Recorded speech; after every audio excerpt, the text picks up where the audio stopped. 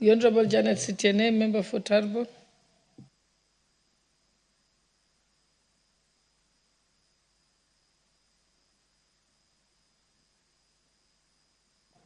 Thank you. Thank you, Madam Speaker, for according me this opportunity to add my voice.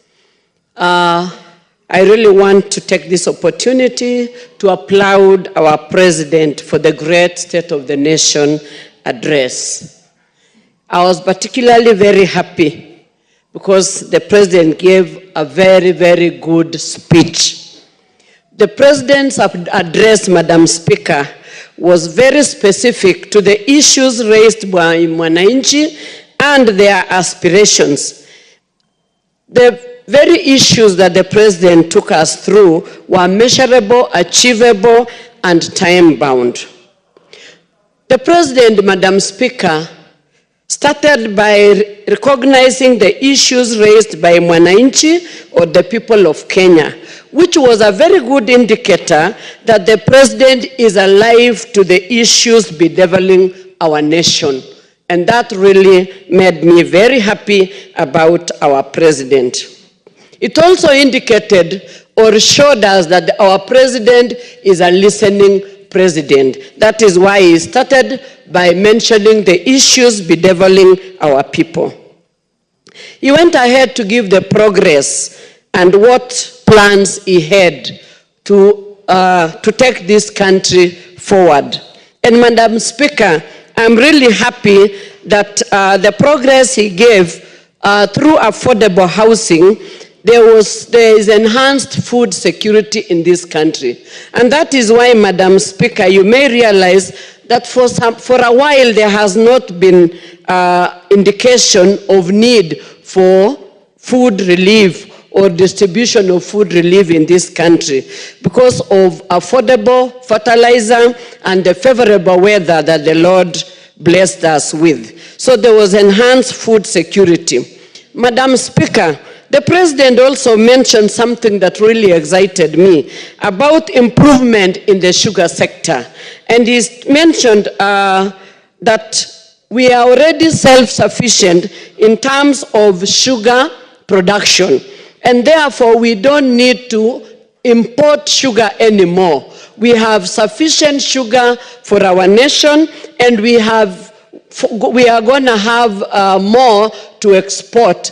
And that really made me very happy because previously we have been importing sugar, and that is why we had a menace of contaminated sugar, which led to a lot of cancer to our people in this country. So the fact that we are going to be self-sufficient in sugar, it is going to improve our economy, it's going to help our people have money in their pockets or the farmers, and that is something very good.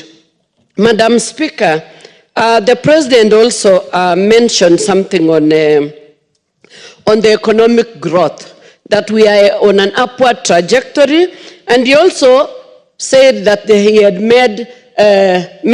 put measures in place to increase the tax base, which is going to improve revenue collection in this country, and it is going to continue improving our economy. We are really happy about the President's address.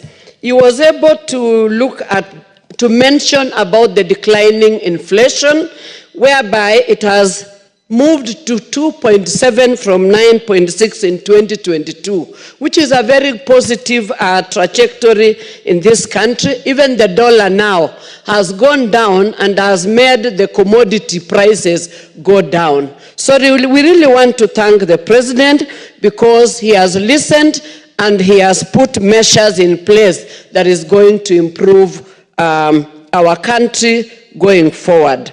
Madam Speaker, I was really excited when the President said, when he ended by saying that this country is resilient. It is very true.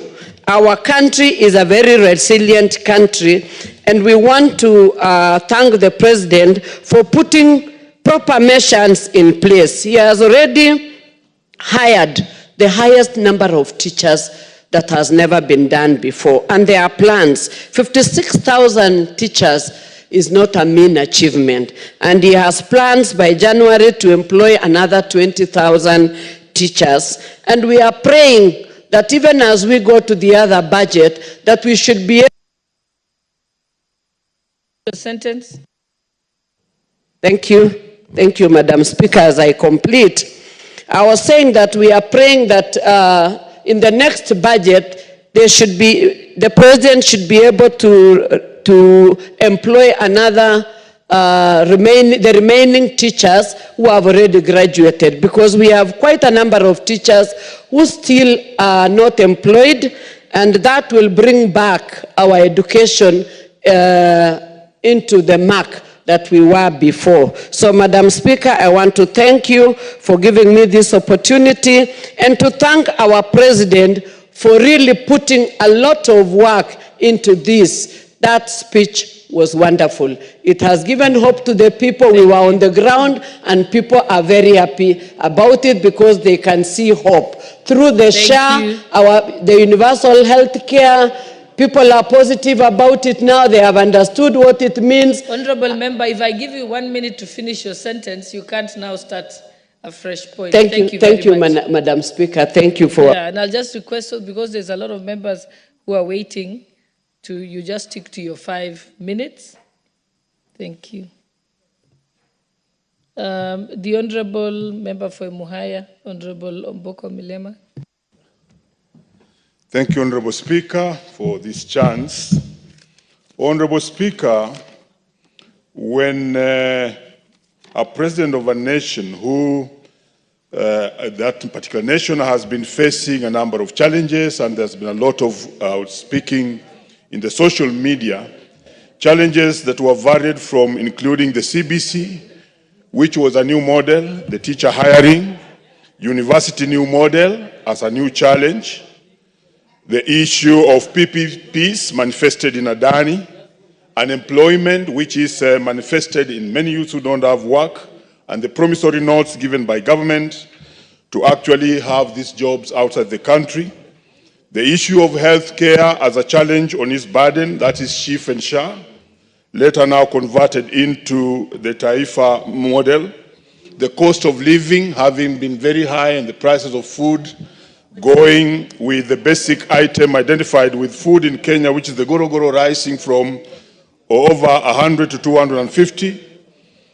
Having an unstable shilling, Honorable Speaker, having external borrowing that had gone overboard and stretched us in terms of physical space, inflation having been very as high as 9, and having a challenge with the relationship with the church, which was ongoing, having femicide as a challenge on his head, and many other things, including the sugar sector, which had completely died, walks in Parliament and confidently confronts those issues one by one.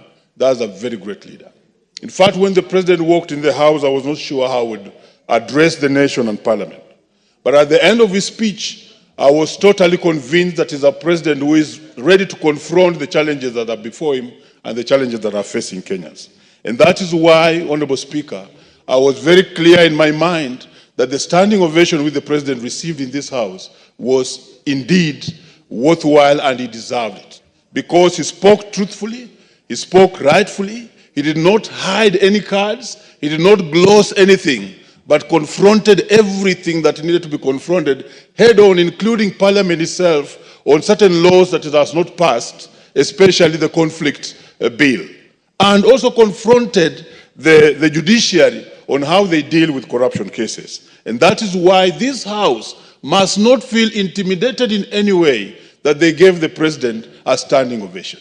I'm a teacher of history and government, and there are presidents who have received standing ovations. One of the longest standing ovations, Honorable Speaker, was 22 minutes that one president in America received because of his good address in that particular assembly. But let me pick out only one because of time, that the confrontation the President tackled with or did with SHA and SHIF was so good. I've gone to the villages and realized that the biggest challenge with SHA and SHIF is the registration.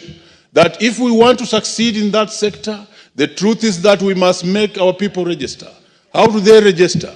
the CHPs were sent 3 links. The first link was not working. The second link was not working. The third link is working. But unfortunately, they need bundles in order to register our people. We need to move as Parliament and as ourselves, and possibly I'm speaking to the Minister, that we need to mark that link for registration of people into SHIF and SHA to be white marked, so that it does not draw any money or need any bundles from the CHPs, and they'll actually register everybody. Once we register everybody, then we can confront the issue of, is it working or is it not working? So that's one area I thought that its confrontation was very, very correct. Another area the President confronted was education and CBC and the issue of employment of teachers, which I thought was very good, but we are now challenged with promotion. Honorable Speaker, between promotion of 45,000 teachers and them not being promoted is a letter by the CS in the Ministry of Treasury, which is blocking the Teacher Service Commission to actually use the money they have in air so that those teachers can be promoted. I would be seeking and asking this House that we do ask the Minister for Treasury, the CS Treasury Ministry, to actually allow the Teacher Service Commission to promote these teachers. With those main remarks, I want to commend the President. That was a great speech. Thank you. Thank you. The Honourable Nominated Member, Honourable Bishop Jackson Kosgei. Thank you, Madam Speaker, for giving me this opportunity to also contribute in recognizing and appreciating the State of the Nation address by His Excellency, the President of our great country. Allow me, Madam Speaker, to quote from one of the scholars about regimes and systems that ruled the world. There is a university, a lecturer in one of the Indian universities, Krishna Udayasankar. He said about empires, quote, "No empire lasts forever. No dynasty continues unbroken. Someday, you and I will be mere legends. All that matters is whether we did what we could with the life that was given to us," end of quote. It was a speech of leadership with due care and attention, Madam Speaker. The President was honest, the President was candid, the President was focused, and the President was relevant. He has been described, both us in this country, in this speech, and internationally. I listened to some of the comments made by the other countries, and they said he appeared and demonstrated as a listening president on the following areas, which was very clear in his comments about health, about food security, about education, about security, and about economy. Madam Speaker, it provoked the thinking. Mr. Speaker, sorry, sorry for that. Mr. Speaker, when I listened to the President and the reactions that we had, and listening in the light of where we have come from in the history of this country since independence, for a country to progress and for us to benefit from every leadership that comes to us, I wish to appeal to all of us as a country and people of this nation that what will make us benefit from this country, Mr. Speaker, is what has been described by historians as solidarity of purpose. That we must be proud to stand by our shared values and interests as a people, so that every opportunity given to us, we will be able to use it to advance ourselves.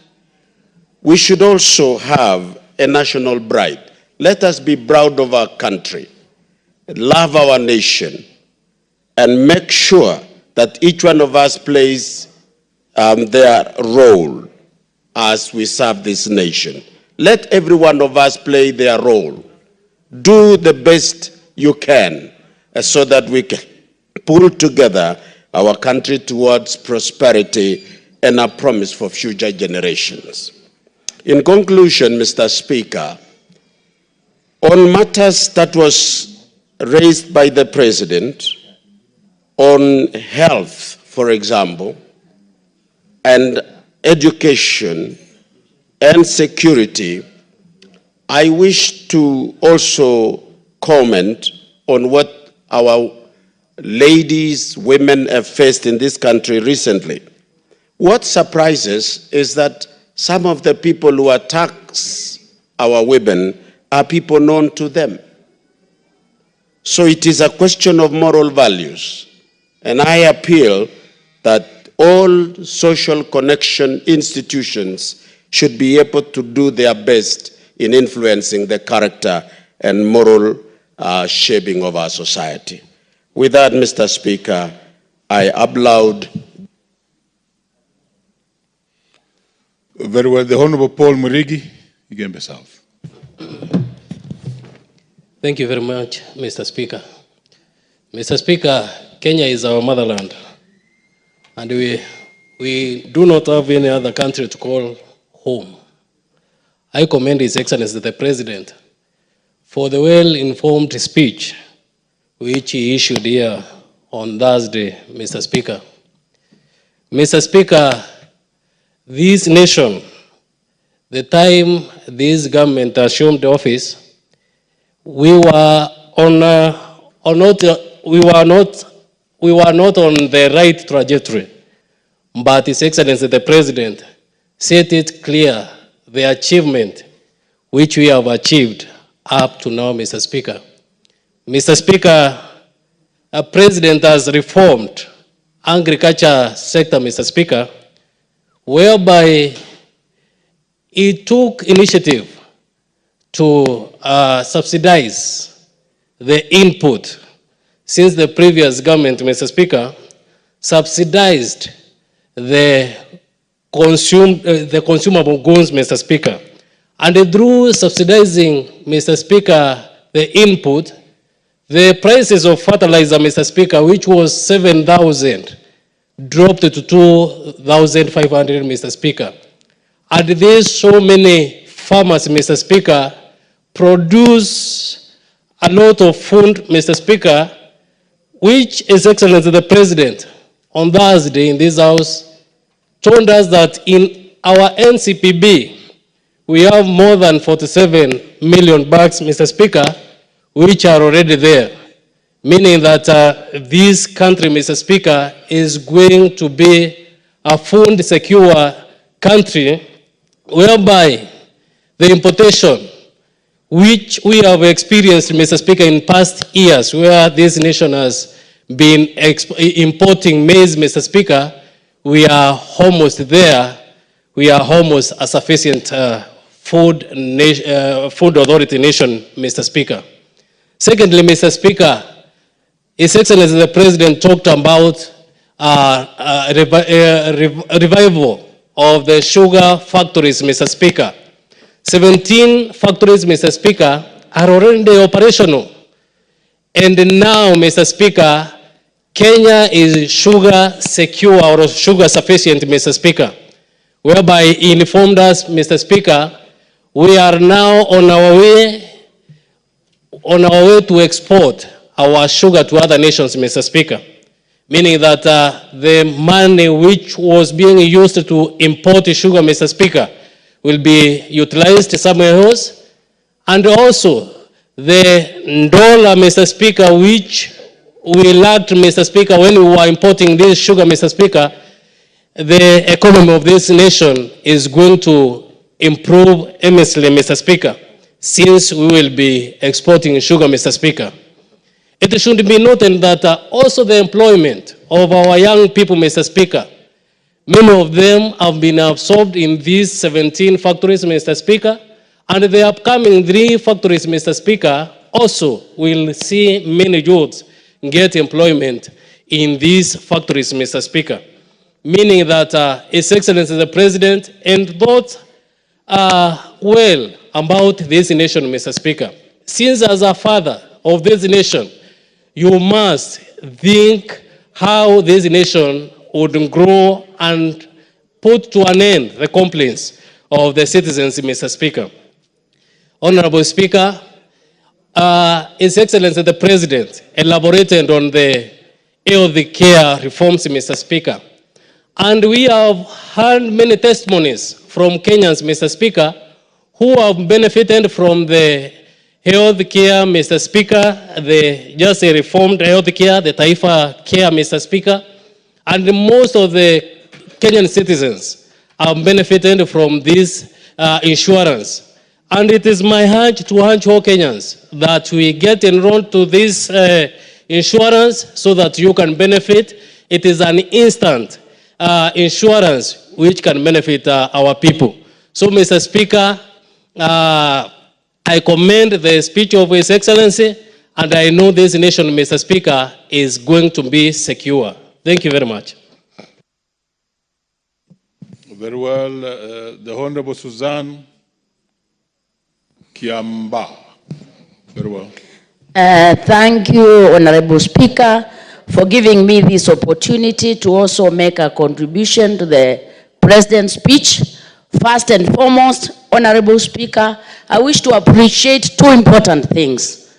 One thing that I actually liked in that speech is the promise that there will be exemption of taxation to agricultural inputs. I hope that is implemented very fast because our farmers are suffering with very expensive inputs that has made farming unprofitable.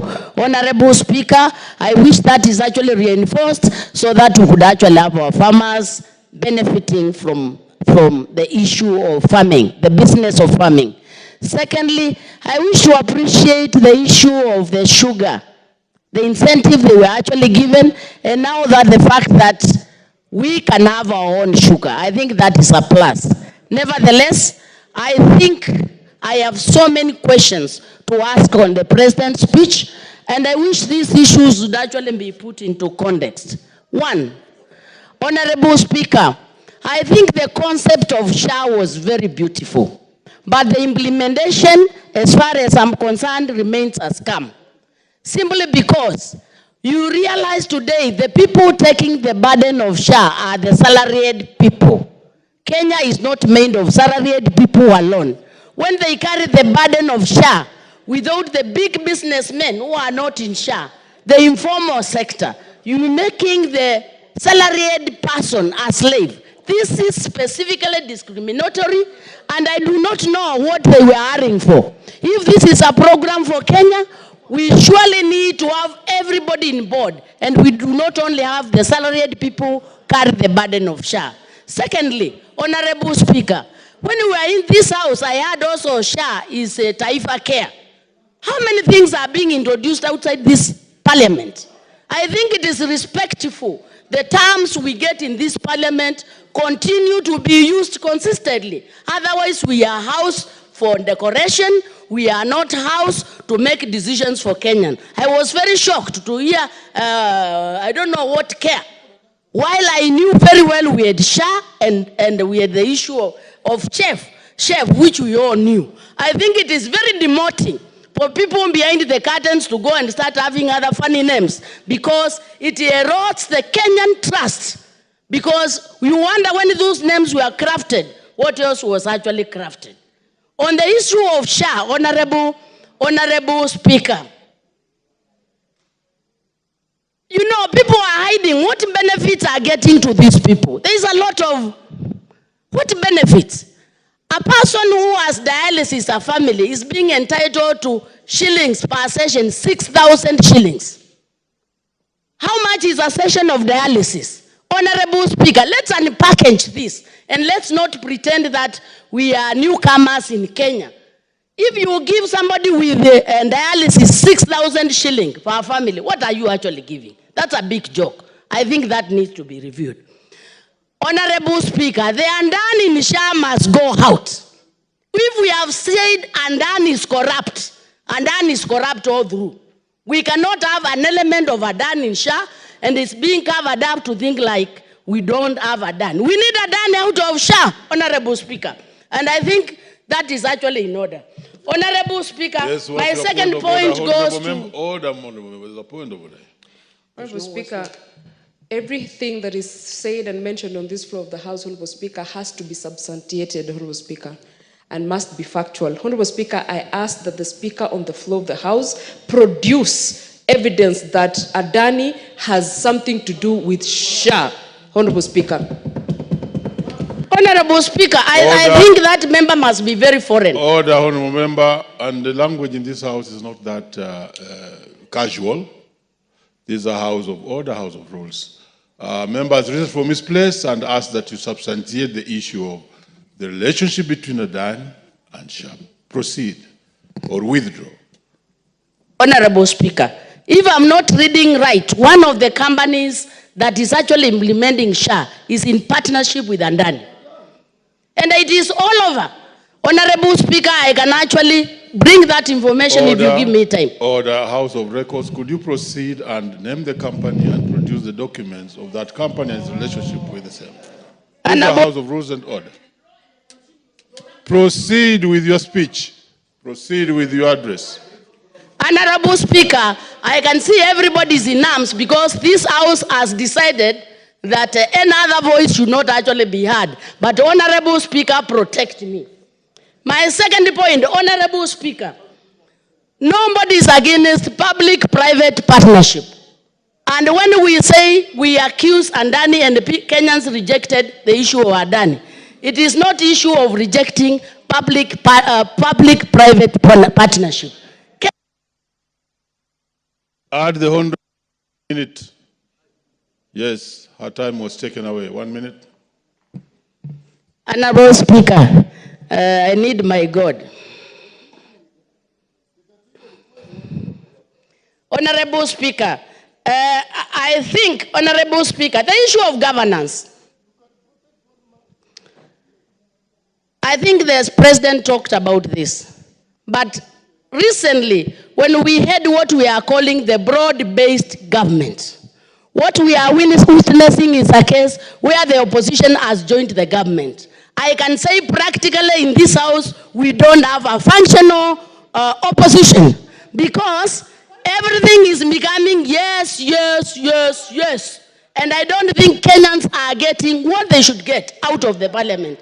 This is reducing the democratic space that the Kenyans have actually worked so hard to develop. Honorable Speaker. We can't block up. Yes, sir, what's your point of order, Honorable Member?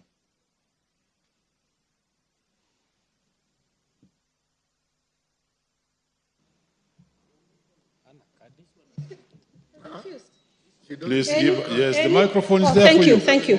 Mr. Speaker, the Honorable Member has just talked about opposition joining the government. I would like to confirm to you that I'm in the opposition, I've not joined any other government, and if there is anyone who has joined, please clarify to us who is this person called opposition.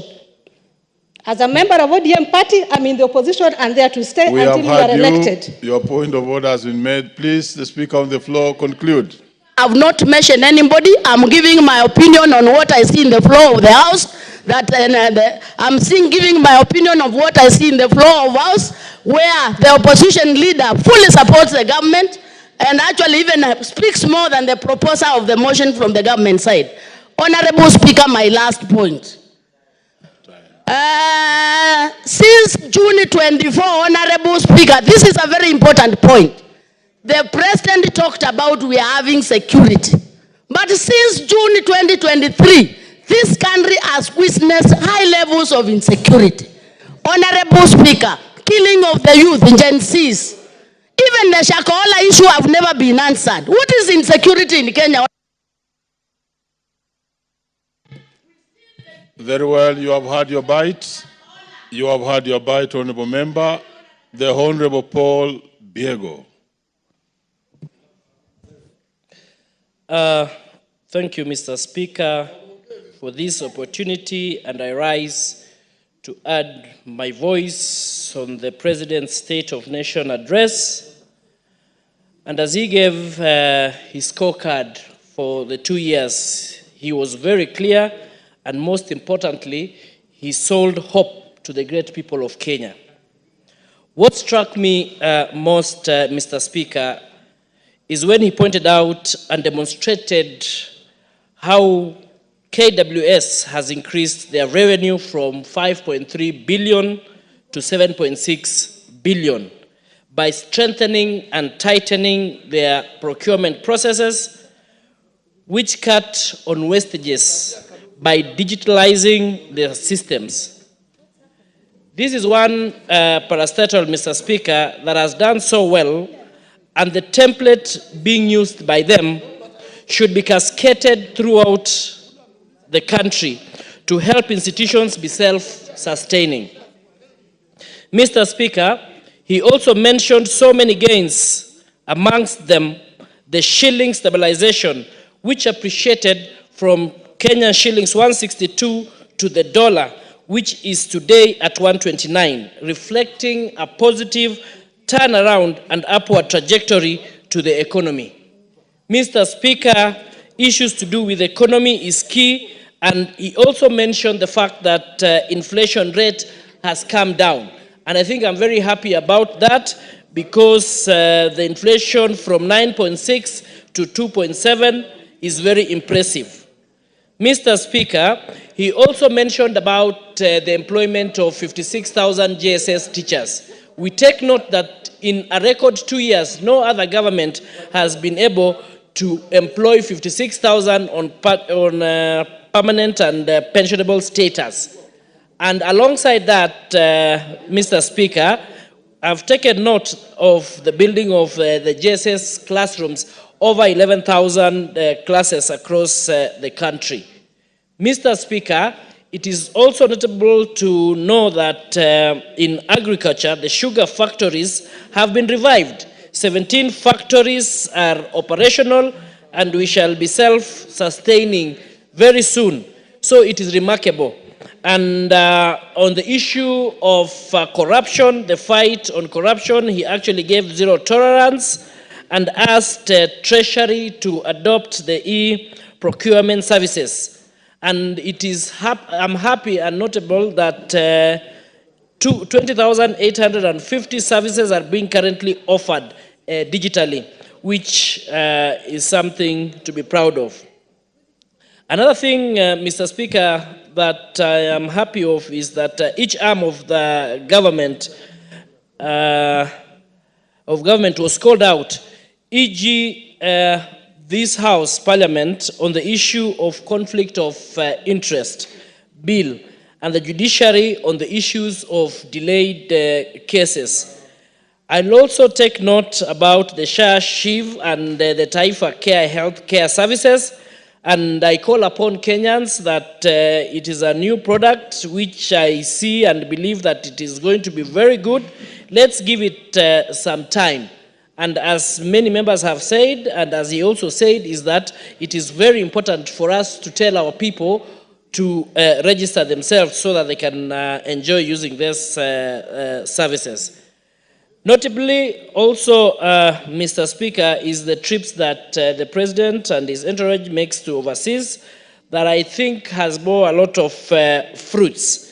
The bilateral agreements and MOUs has shown that the labor force we are now exporting will help and assist in the growth of the GDP. Lastly, I'm happy that the policies that have been put in place has helped bring down living standards, e.g. the price commodities like unga and other stuffs like fuel, petrol, products have come down, and I'm happy that this country is now on a positive trajectory. Thank you. The Honorable Dick Maungu.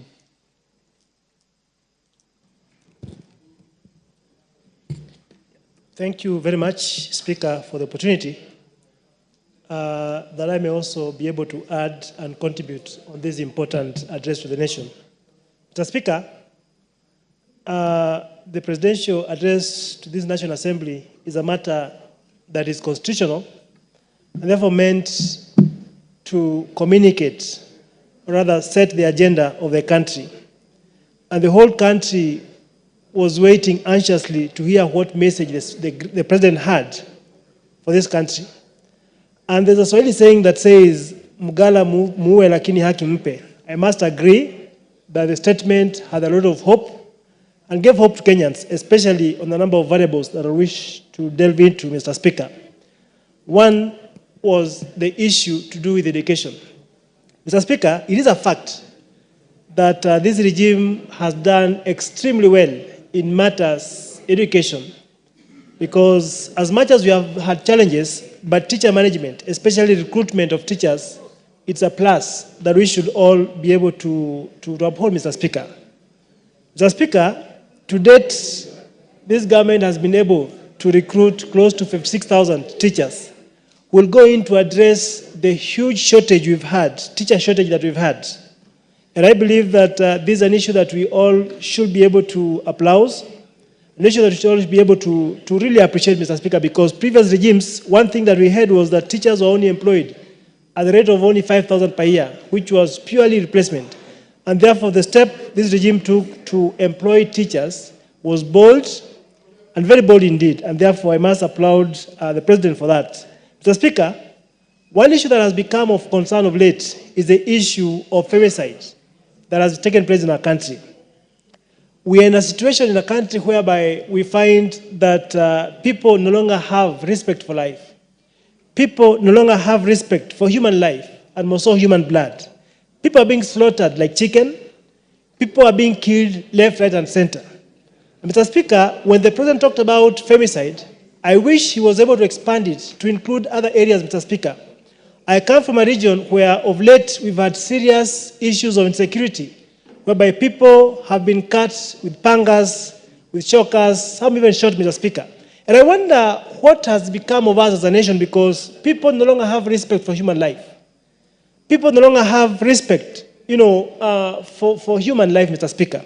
And therefore, as we talked about femicide and the insecurity we have, how I wish that it could have involved other insecurity that we face as a country, and maybe direct the necessary agencies, the Ministry of Interior, to really move deeper and see what is the root cause for all these insecurities we have, Mr. Speaker.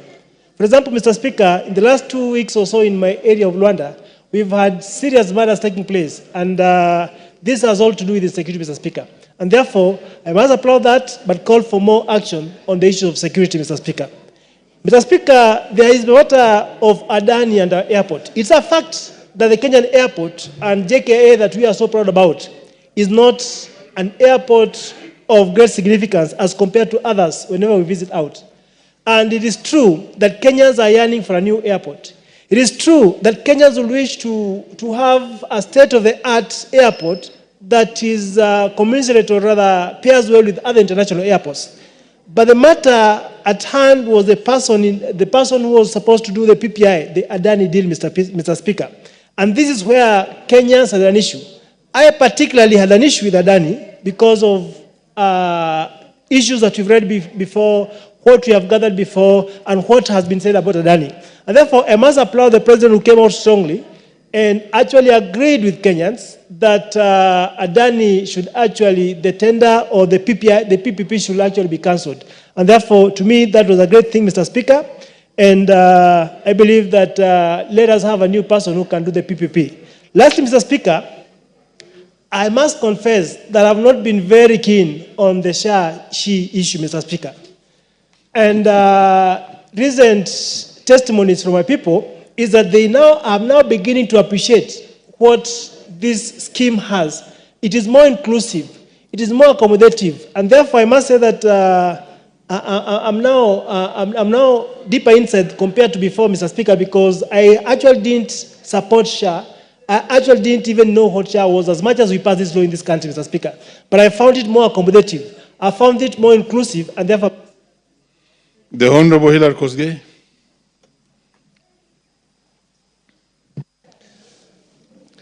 Thank you, Mr. Speaker, for giving me this opportunity to record my thanks to the President's speech on the state of the nation. Mr. Speaker, it is important to know where we came from as a country, Mr. Speaker. When the President took over this country, everything was collapsing. The economy was on its knees, agriculture was on its knees, every other sector was collapsing, Mr. Speaker. And what the President did was, first of all, to revive the economy, so much so that, as according to his speech, Mr. Speaker, and which is a fact, even the dollar reserves have risen from $2.4 billion to $9.4 billion. The inflation has come down from 8.7 to 2.7, Mr. Speaker. And generally, the economy is in good footing. Mr. Speaker, the task this president is handling is equivalent, Mr. Speaker, to when Mwai Kibaki took over this country, when he called upon Kenyans to lipe ushuru, tujitegemee, and coalesce the country, rallying the country around Vision 2030, Mr. Speaker. Mr. Speaker, this president has laid the foundation. The cost of living has come down, farmers are earning, and Mr. Speaker, the biased media has not stopped every step of the way from nagging the good progress that we are making. If you see the headline of the Standard today, Mr. Speaker, it is reporting that farmers are about, this parliament is about to enact regulations that are going to make farming very difficult. I want to tell the Standard, Mr. Speaker, that farming is becoming more profitable. Sugar industries, 17 of them are being revived. We are turning this country from an sugar importing country to a sugar exporting country in the next few years, Mr. Speaker, and things are moving well, Mr. Speaker.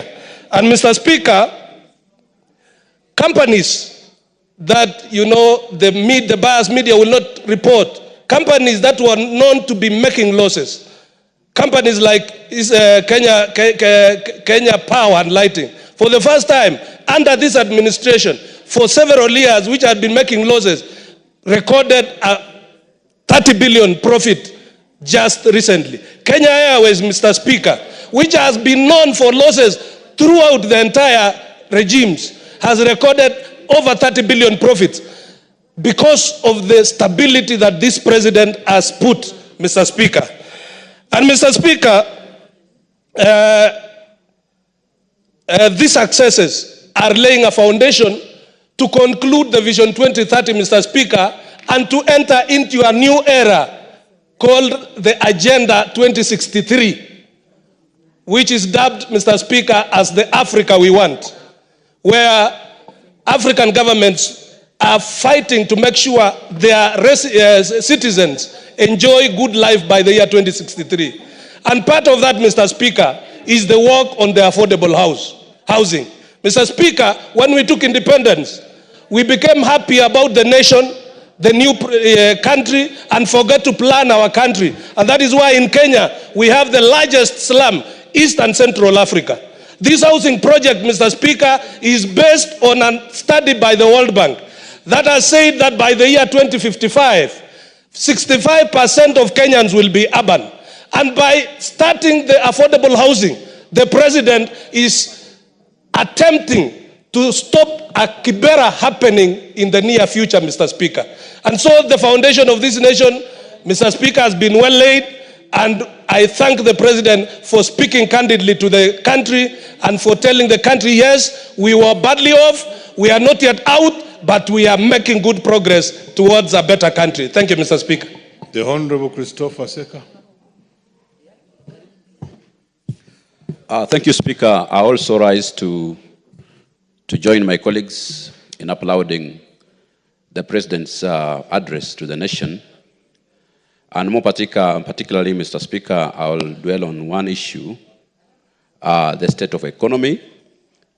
Mr. Speaker, the drop of inflation rate from 9.6 to 2.7 has occasioned a reduction in the cost of the basic commodities. I reside from Western Kenya, where maize and ugali remains our staple food. And as we compare the prices that were there then in 2022, time like now, and the price that are there today, the prices of a 2 kg maize flour has reduced by 100%. Mr. Speaker, I also laud the economy of this nation for the resilience of the Kenya shillings against the dollar.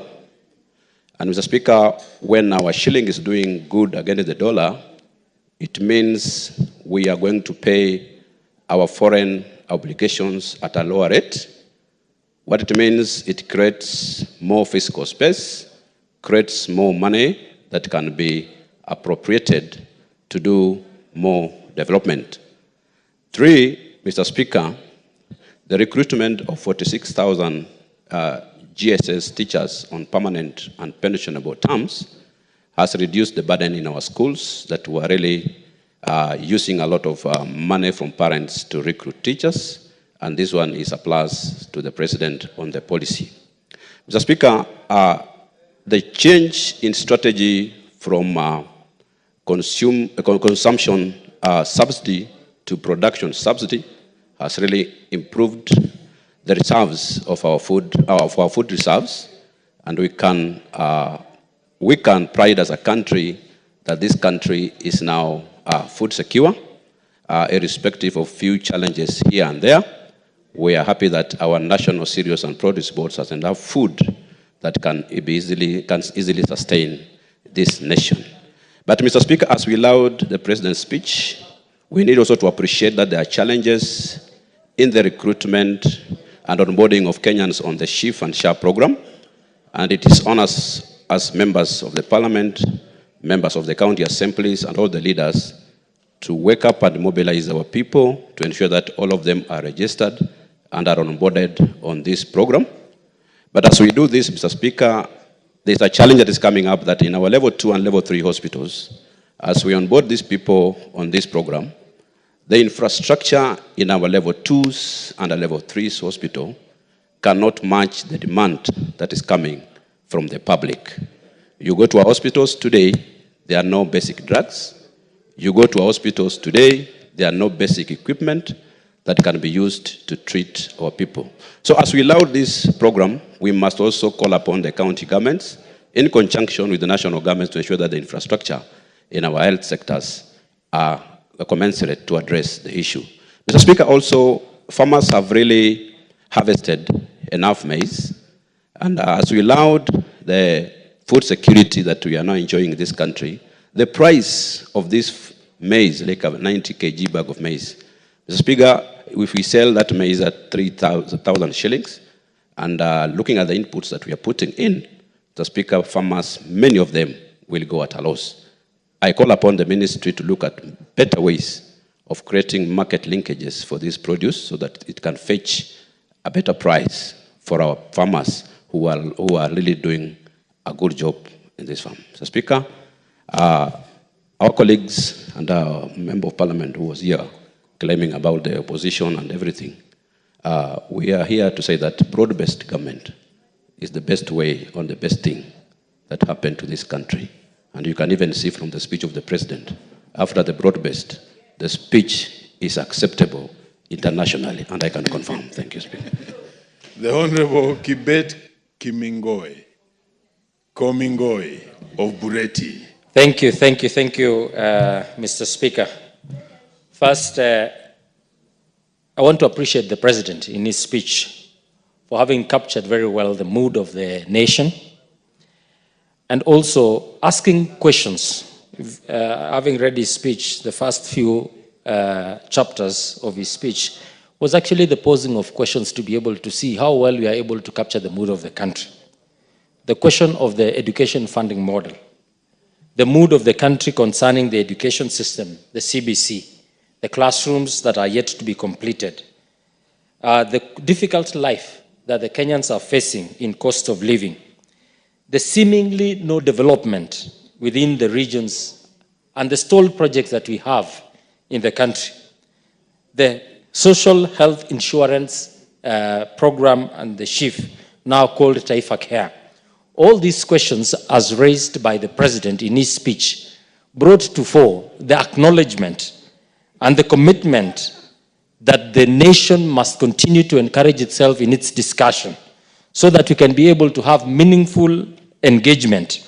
And combining that with thoughtful responses, Mr. Speaker, this speech brought out what we really need to have and discuss as a nation for the purposes of moving ourselves forward and also bringing all to the understanding of the challenges that we are facing as a country and be able to tackle these challenges.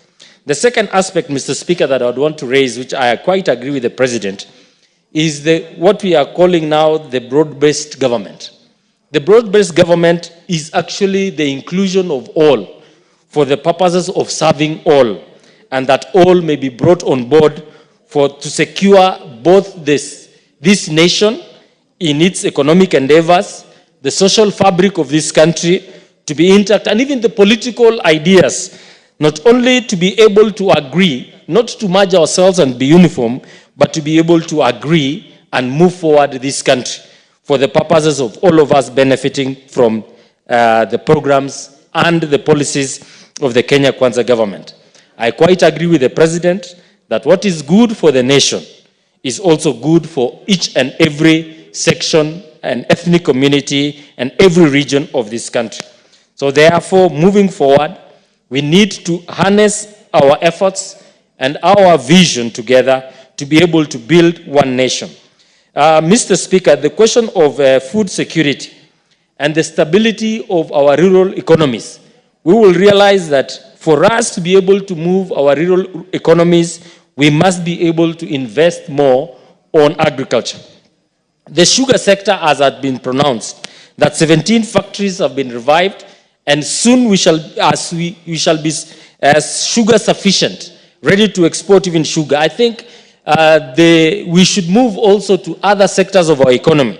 I have in mind the question of tea production in this country, that we should be able to harness and bring together our farmers and be able to continue to look into the effects of bringing together the agricultural policies to be able to support our farmers, especially in the tea and coffee sector.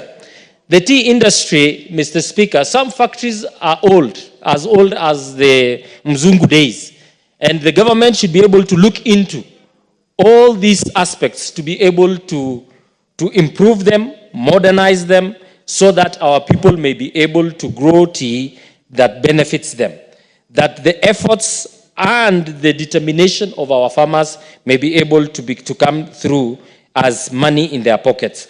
Mr. Speaker, especially coming together with coffee, the insecurity that is happening within the coffee regions, especially the theft of coffee, there must be integrated policies on security to our farmers and their produce so that they can be able to secure their products.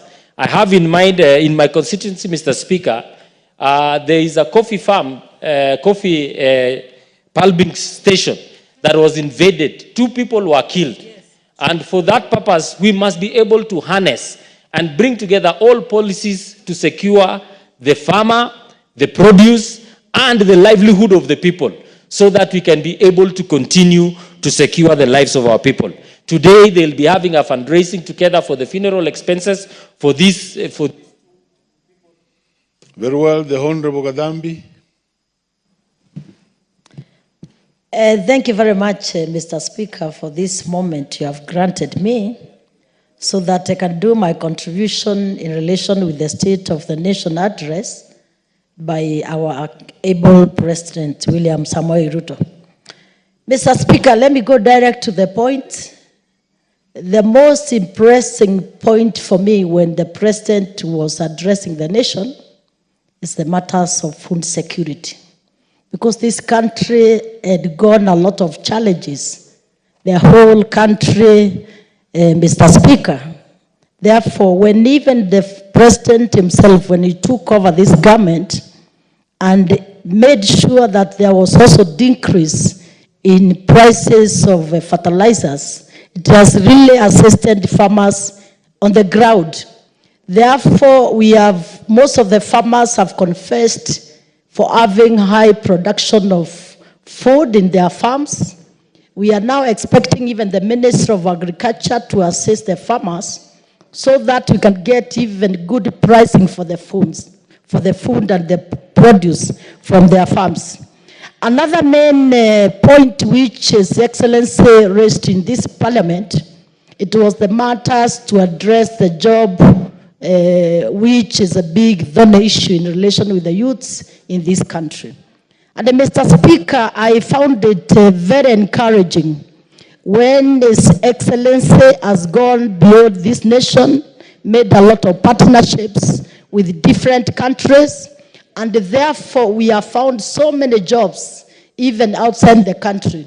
It has also motivated us single constituencies, members of parliament, because in our respective constituencies, we have had a lot of short courses. We have TVET, where we have really grown a lot of skilled youths. Therefore, we really appreciate the issues of overseas jobs, which His Excellency has led in different countries, and we are now seeing the fruit, because even yesterday, Mr. Speaker, the CS for Labor, Dr. Mutua, was in Nakuru County, and I think majority of people to benefit might be coming from my constituency in Joro, because I had trained so many youths through short courses.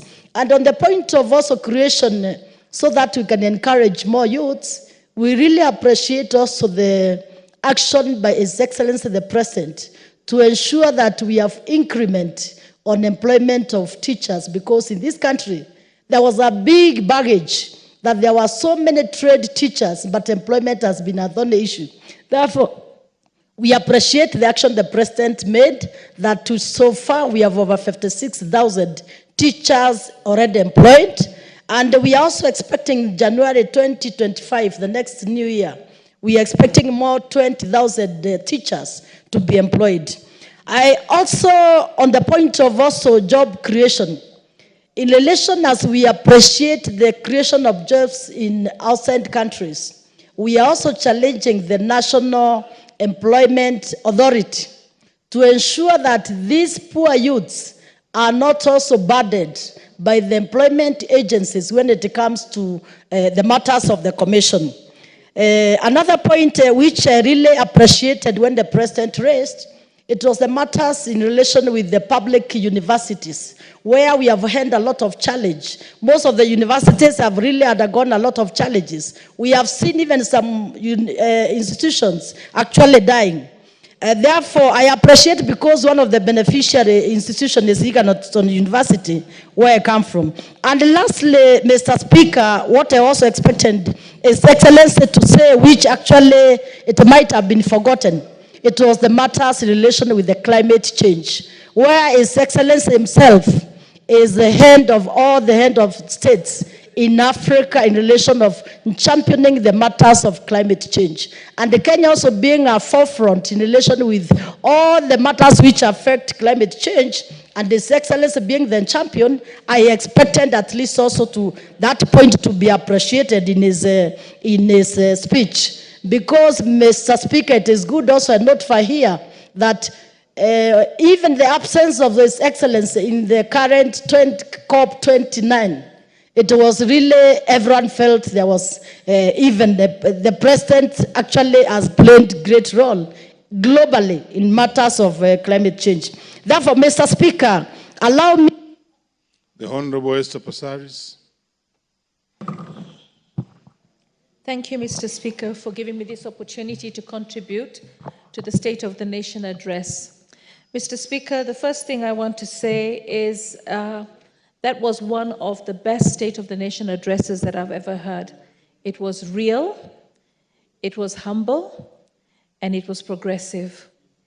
And it showed the areas in which the President has actually focused and worked hard. And the systems and structures that he's putting in place. We have to understand that the President has been in office only since 2022. And from 2022, I actually have to celebrate and commend him for being a very hard-working, focused president. And so hardworking and focused is he that I am not surprised that him and the Right Honorable Raila Odinga have teamed up to form the broad-based government. The broad-based government does not negate an opposition. Even members of government have been proved to be in opposition. When we come into opposition, it is because we are convicted that something is right and something is wrong. So anyone in this House can choose at any point in their leadership to shift from being opposition or from being government. And we have seen that in this House. That shows the independence of the House and the independence of the members. In 2023, I stood up here and supported the finance bill. Why? Because I was a member of the Housing Committee. And being a member of the Housing Committee, being an elected member for Nairobi County, I know that one of the things that really ails us is housing. Recently, just 2 days ago, it was raining so heavily in Nairobi. And I prayed for everyone that lives in the informal settlements of this city. No one should live in a slum in the capital city of Nairobi. This capital city has been rated as one of the most progressive cities, and yet we have people that live in tin huts, people that can be washed away in the rain. I can't imagine what the children are going through. I can't imagine the noise. I can't imagine the fear that this house will collapse on you. The president has commissioned houses all across the country. In the Housing Committee, we have also commissioned markets everywhere. So it's trade, it's housing, and you know what? Anybody who is against the housing project and says, I don't want housing, you might not want housing, but millions of Kenyans living in informal settlements, millions of children living in informal settlements need those houses. So I am happy and proud that he fought for the housing tax, because we needed a tax that would be dedicated into housing. And he fought and he said, you know what? A member of parliament or a businessman earning 1 million shillings, it is wrong, morally wrong, for us to pay 500 shillings for NHIF and expect that we will have universal health care. Universal health care means that anybody in this country can be able to walk into a hospital or a facility and be able to get treated, be able to find medicine, be able to find doctors. What does it mean to have doctors and nurses? It means we have jobs. What does it mean to have schools and students in schools? It means we have jobs for teachers. So all this is a holistic program. And I want to tell the Kenyans out there, especially the ones who are abroad and probably never even voted, don't even send any taxes to Kenya. You know, certain countries pay taxes if they want pensions in their own country, certain citizens. I mean, here we have a lot of Kenyans who live abroad, and they make so much noise, and they keep branding the president a liar. I'll tell you one thing. There is no one who can make a promise and be able to deliver it when things that are beyond his control come to play. When the president became president of this country, 1, we had climate change to deal with. 2, we had wars all over the place. We were coming out from COVID. He has tried his best, and he's doing his best. The naysayers and those who are negative, please remember, Kenya belongs to all of us. The president has said we have to be resilient, we have to be focused, and we have to work together. The efforts to bring Kenya from poverty to prosperity, right, depends on all of us. Our forefathers worked hard.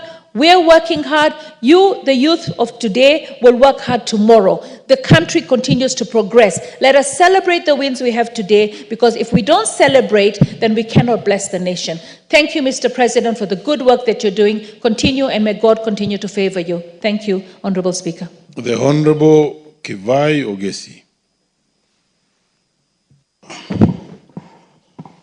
Thank you, Mr. Speaker, sir, for giving me this opportunity to contribute to the State of the Nation address by the President.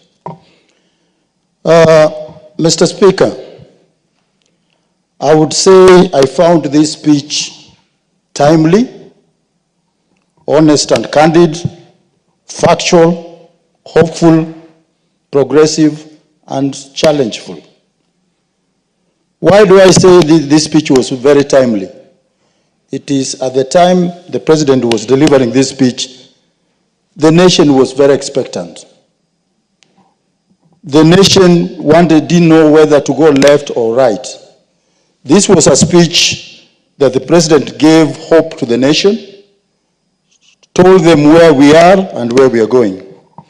Why do I say the speech was honest and candid? If you look at the preamble of the speech, the president started by acknowledging very many things. He acknowledged the fact that people out there are suffering. He acknowledged the fact that people are losing hope.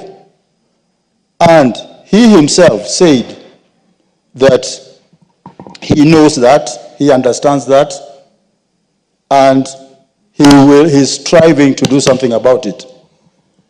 Why do I say that this